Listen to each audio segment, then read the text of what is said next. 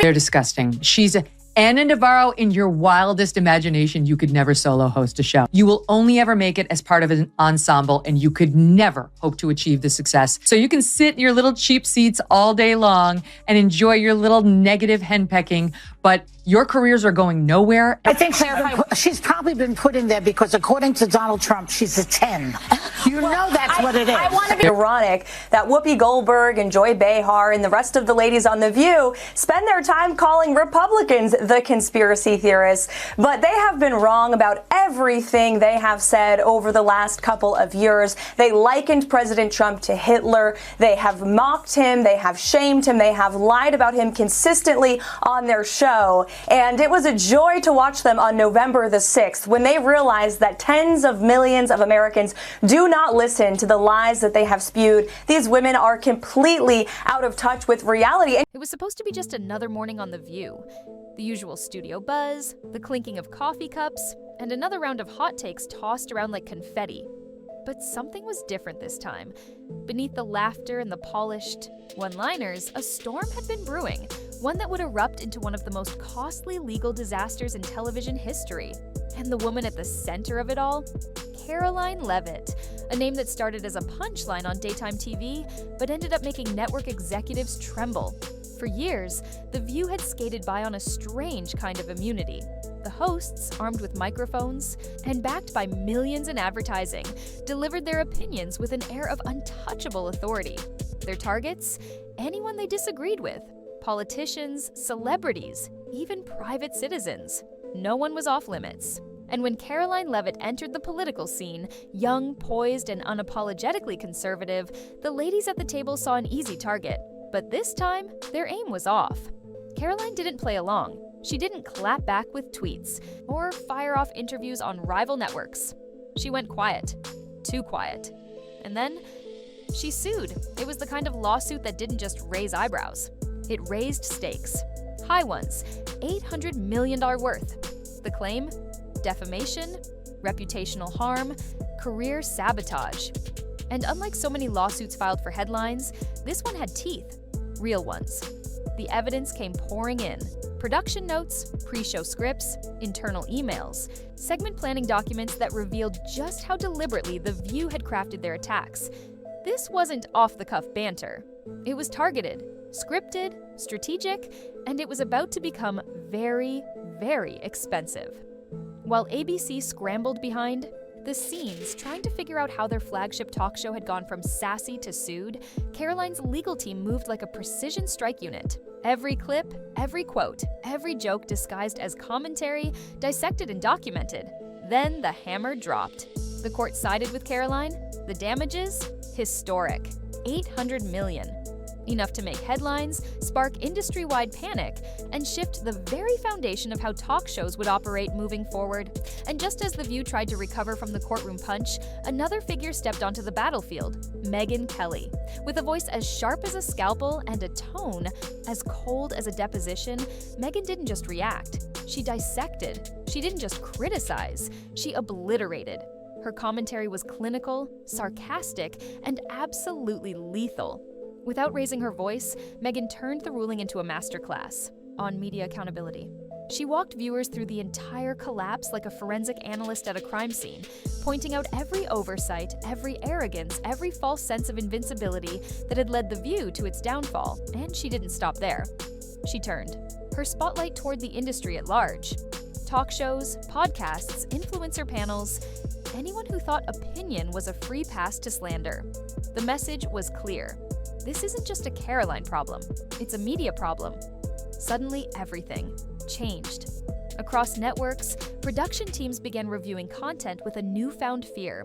Legal departments sat in on script meetings. Editors added disclaimers. Hosts started sprinkling the word allegedly into their banter like it was holy water. Because if The View, one of the most iconic, long-running talk shows in American television, could fall this hard, anyone could.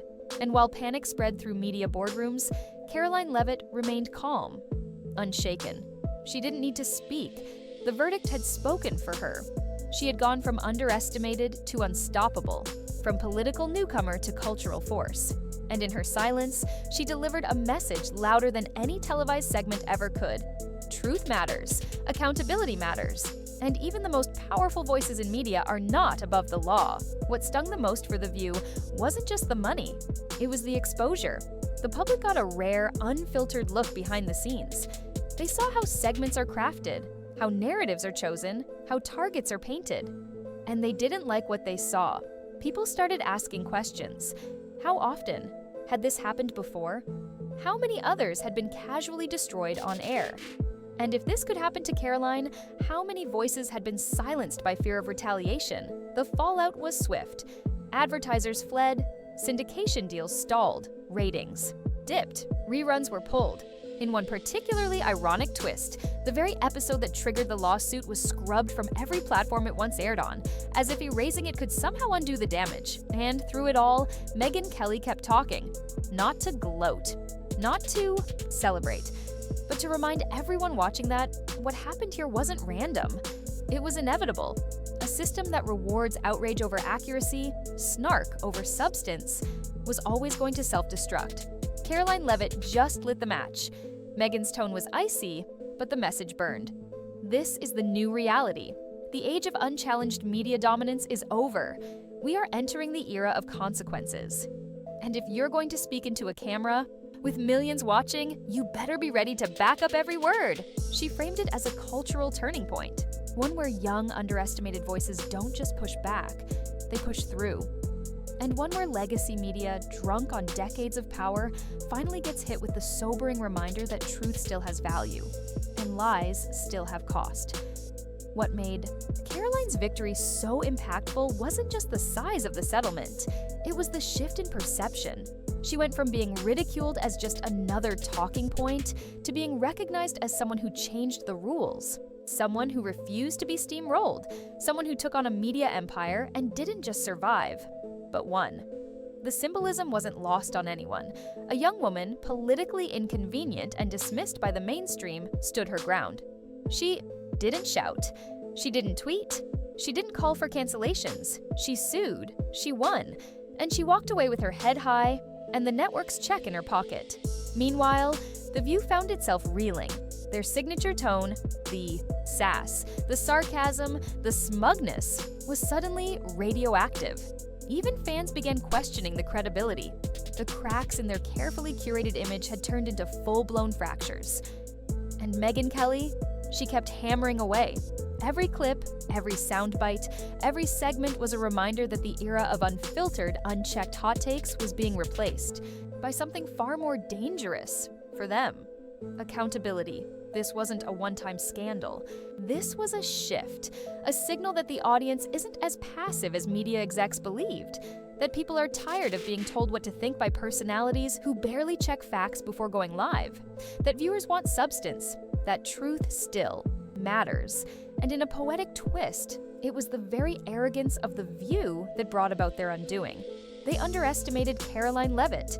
They underestimated how much damage a single segment could do. And they overestimated their own power. To walk away unscathed, now they know better. So what happens next? Will networks finally learn? Will talk show hosts rein in their egos? Or will it take more lawsuits, more settlements, and more public reckonings to truly change the culture?